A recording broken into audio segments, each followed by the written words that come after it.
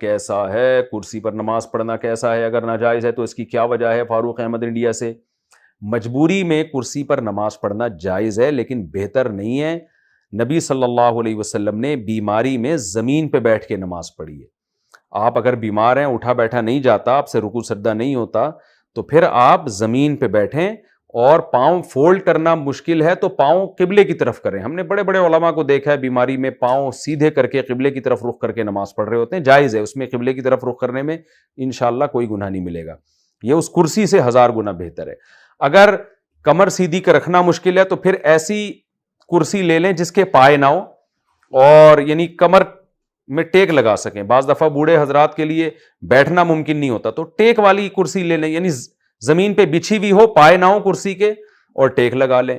یہ بھی نہ ہو تو پھر آخری درجے میں پائے والی کرسی ہے، کیونکہ یہ کرسی ایک تو نبی صلی اللہ علیہ وسلم کے دور میں ایک بھی ہمیں واقعہ